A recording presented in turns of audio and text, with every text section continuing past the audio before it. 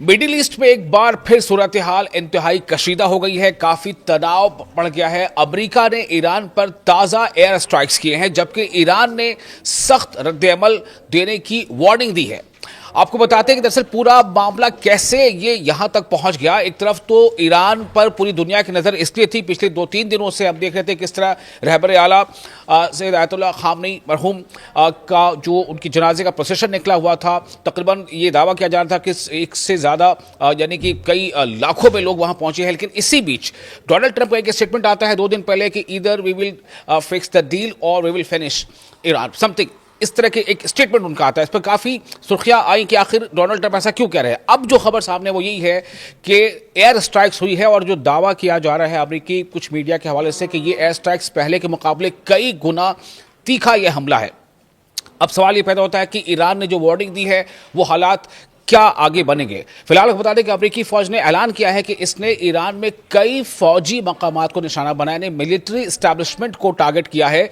अमेरिकी central command, जिसे CENTCOM भी कहा जाता है, यानी सेंट्रल कमांड, उसके मुताबिक यह कार्रवाई इसलिए की गई है क्योंकि अमेरिका का इल्जाम है कि ईरान ने स्ट्रेट ऑफ हॉर्मुज से गुजरने वाले 3 तिजारती जहाजों को निशाना बनाया और इसी को वजह बताते हुए अमेरिका की तरफ से ये ऐलान किया गया है कि हमने फिर से एयर स्ट्राइक किया है। और अमेरिका का कहना है कि बैनुल अक़वामी समुद्री रास्तों पर हमला न सिर्फ आलमी कवानीन की खिलाफ वर्जी है, बल्कि इससे बेगुनाह शहरियों और आलमी तिजारत को भी खतरा लाक होता है। इससे पहले भी जब जब स्ट्रेट ऑफ हॉर्मुज़ में इस तरह के हालात बने हैं तब यही कहा गया कि ईरान ने अटैक किया है, जबकि इससे पहले जो हमले हुए ईरान ने उससे इनकार किया। लेकिन अटैक की बात कही गई और फिर अमेरिका की तरफ से जवाबी हमला किया गया, उस पर भी ईरान ने भी जवाबी हमला किया है। तो इस वजह से अमेरिकी फौज ने इन हमलों को जवाबी कार्रवाई करार दिया है। यानी अमेरिका का यह कहना है कि हमने जो कुछ किया है वो जवाब में किया है। ये अमेरिका फिलहाल ये कह रहा है। अब सवाल यह है कि स्ट्रेट ऑफ हॉर्मुज़ इतनी अहम आखिर क्यों है, क्योंकि एक तरफ जहां लगातार ये स्ट्रेट ऑफ हॉर्मुज़ को लेकर की तमाम विवाद खड़ा हुआ था, तनाज़ा खड़ा हुआ था, उस पर ईरान का ये कहना था कि स्ट्रेट ऑफ हॉर्मुज़ से गुजरने वाली जो भी जहाज़ होगी उन तमाम जहाज़ों से हम एक फीस लगाएंगे। तो क्या ये वजह है? और जब भी स्ट्रेट ऑफ हॉर्मुज़ पे इस तरह का कोई भी तनाव वहां पैदा होता है तो सीधा सीधा इसका जो असर पड़ता है उस स्ट्रेट ऑफ हॉर्मुज़ से होकर गुजरने वाले जितने भी ऑयल टैंकर्स उस पर पड़ता है। और जब ये जो सप्लाई चेन है ये मुतासर होती है, इस पर प्रभाव पड़ता है, जिसका नतीजा यह होता है कि जो ऑयल मार्केट है उसमें अचानक तेल की कीमतें जो है वो बढ़ जाती हैं। तो स्ट्रेट ऑफ हॉर्मुज़ दुनिया के अहम तरीन समुद्री रास्तों में से शुमार होती है। खाड़ी देश जो खलीजी ममालिक है उनसे दुनिया भर में भेजे जाने वाले तेल का एक बड़ा हिस्सा इसी रास्ते से गुजरता है। अगर यहाँ कशीदगी बढ़ती है या जहाज़ों की आमदोरफ्त मुतासिर होती है तो आलमी मंडी में सीधा इसका असर पड़ता है। तेल की कीमतें बढ़ सकती हैं, जिसका असर दुनिया की तकरीबन हर मुल्क में पड़ सकता है।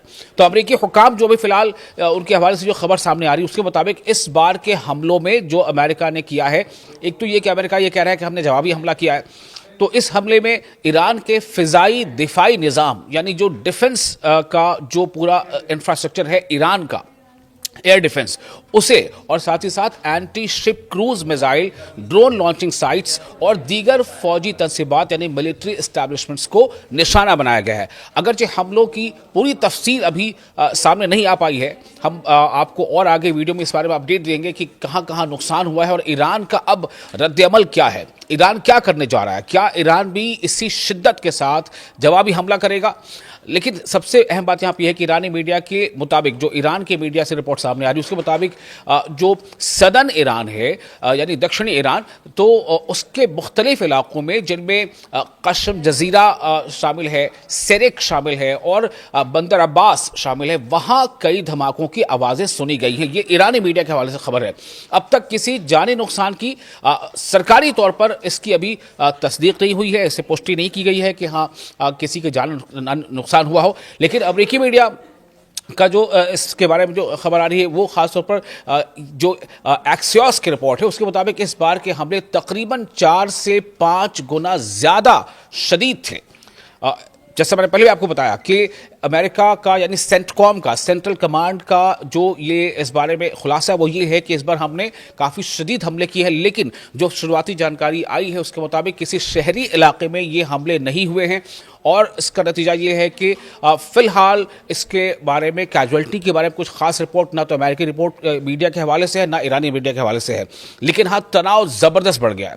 अगर इनका मुआवजा तकरीबन 1.5 हफ्ते पहले होने वाले अमरीकी हमलों से किया जाए तो कई ऐसी मीडिया रिपोर्ट्स हैं, इंटरनेशनल एजेंसीज की भी रिपोर्ट है, उसके मुताबिक बाज़ अमरीकी हुकाम ने इन कार्रवाइयों को ईरान के लिए एक तरह से सज़ा के तौर पर करार दिया है कि आपने जैसा करा अब उसको आप भुगतो। इस तरह के नैरेटिव बताया गया है। चूंकि अमेरिका का ये कहना है, कॉम से जो मैसेज आया वो यही है, जो जानकारी दी गई है कि हमने जवाबी हमले में ऐसा किया है। चूंकि ये कहा गया कि जो ऑयल टैंकर्स पर हमला किया गया था और उस ऑयल टैंकर पर हमले के जवाब में ये हमने हमला किया है, और इशारा ये दिया है कि अगर सूरत हाल न बदली, स्थितियाँ न बदली तो मजीद कार्रवाइयाँ हो सकती हैं।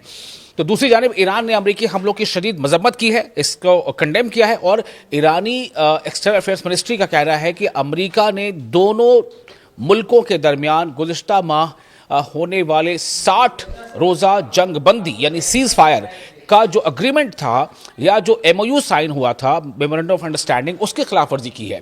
ईरान ने खबरदार किया है कि वो अपने जो नेशनल इंटरेस्ट है और सलामती की जो दिफा के लिए फैसला कुन यानी डिसाइसिव स्टेप्स उठाएगा। ताहम अभी तक इसने अपनी मुमकिन रद्द-ए-अमल की तफसीलात नहीं बताई हैं कि किस तरह से वो इसका काउंटर अटैक करने जा रहा है। एक अहम बात यहां समझना जरूरी है कि अगर ईरान वाकई जवाबी कार्रवाई करता है तो सिर्फ अमेरिका और ईरान ही नहीं बल्कि पूरा रीजन, पूरा खित्ता एक नए फौजी बहरान का शिकार हो सकता है। एक नया संकट वहां पर फिर से देखने को मिल सकता है, और इससे जो गल्फ कंट्रीज है यानी पूरा गल्फ रीजन में भी मौजूद अमेरिकी अड्डे, तिजारती जहाज या तेल की जो सप्लाई चेन है और जो वर्ल्ड इकोनॉमी है इससे जुड़ी, वो तमाम के तमाम इस पर उसका प्रभाव पड़ेगा, वो तमाम मुतासिर हो सकती हैं। और सीधा इसका असर ये हो सकता है कि कई देशों में फिर से हमें ये देखने को मिल सकता है कि वहाँ महंगाई का ग्राफ बढ़ रहा है। ये तमाम जो पेशरफ्त है वो ऐसे वक्त में हो रही है जब अमेरिकी सदर डोनाल्ड ट्रंप तुर्की में नाटो का जो एक वहाँ इजलास होने जा रहा है उसमें शरीक है, नाटो देशों के कॉन्फ्रेंस पे, जहां उन्होंने तुर्की के जो प्रेसिडेंट हैं रेसेप तैयब एर्दोगान, उनसे भी मुलाकात की। और इससे जाहिर होता है कि इस स्टैंड ऑफ पर, इस बहरान पर आलमी रहनुमा भी गहरी नज़र रखे हुए हैं।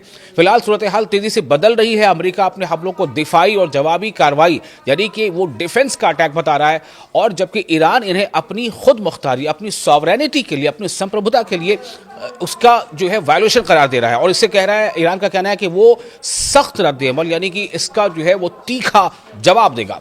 अब सबसे बड़ा सवाल यही है कि क्या ये कशीदगी, ये तनाव लिमिटेड रहेगी या फिर मिडिल ईस्ट एक नए और बड़े फौजी तसादुम की तरफ बढ़ रहा है।